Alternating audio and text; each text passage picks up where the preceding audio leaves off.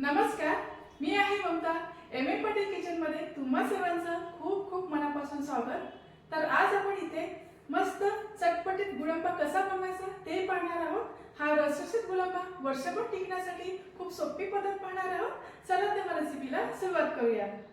गुळंबा बनवण्यासाठी इथे मी तोतापुरी 3 कैऱ्या घेतल्या आहेत. या ठिकाणी तुम्ही राजापुरी कैरी सुद्धा घेऊ शकता, कारण ह्या कैऱ्या जास्त प्रमाणात आंबट नसतात. आता ह्या कैऱ्या मी स्वच्छ धुवून घेते. तर कैऱ्या स्वच्छ धुवून घेतल्यानंतर ह्या मी कपड्याने पुसून घेते. अजिबात पाणी राहू द्यायचं नाहीये. आणि त्यासाठी जे साहित्य वापरणार आहोत जसे की ताट, सुरी हे सगळं व्यवस्थित पुसून घ्यायचं, म्हणजे आपल्या कैरीचा गुळंबा अगदी वर्षभर छान टिकतो.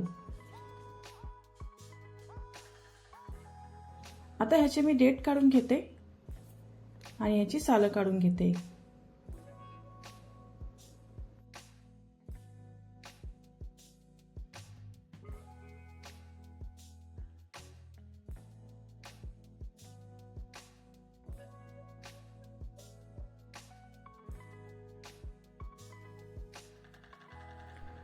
तर हे बघा, मी सगळ्या कैरीची सालं काढून टाकली आहेत.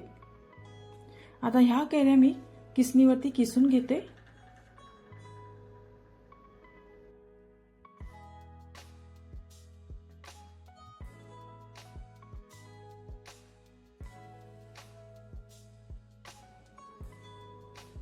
तर हे बघा, किती मस्त असा लांब सडक किसून होतो.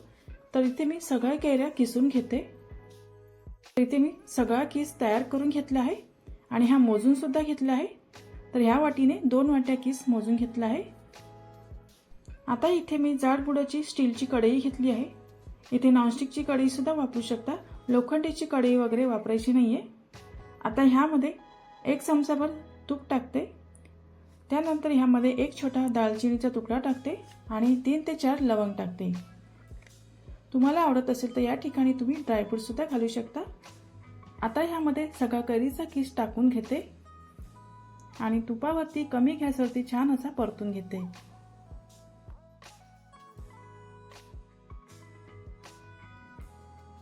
तर इथे मी चांगलं मिनिटभर परतून घेतलं आहे.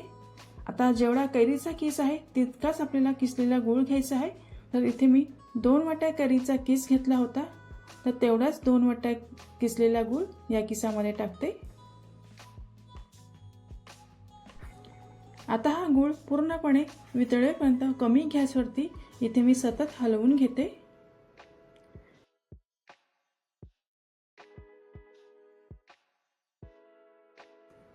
तर हे बघा, गूळ पूर्णपणे वितळलेला आहे. आता हा कैरीचा किस गुळामध्ये थोडा घट्ट होईपर्यंत शिजवून घेते, म्हणजे ह्याचा एकतारी पाक बनवायचा आहे.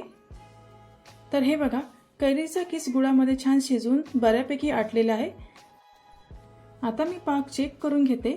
तर हे बघा, दोन्ही बोटांना पाक चिपकतो, म्हणजे हलकीशी अशी तार तयार झाली आहे, म्हणजे इथे आपला एकतारी पाक तयार झाला आहे.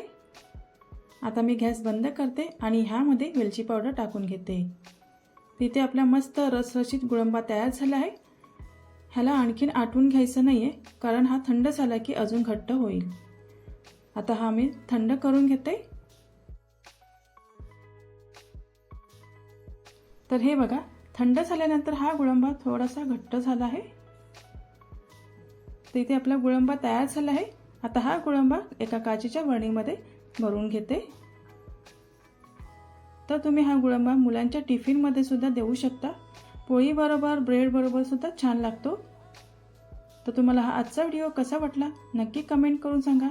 व्हिडिओ आवडला असेल तर लाईक शेअर नक्की करा आणि अशा छान छान रेसिपी पाहण्यासाठी चॅनलला सबस्क्राईब करा. पुन्हा भेटूया अशाच एका नवीन रेसिपीसोबत.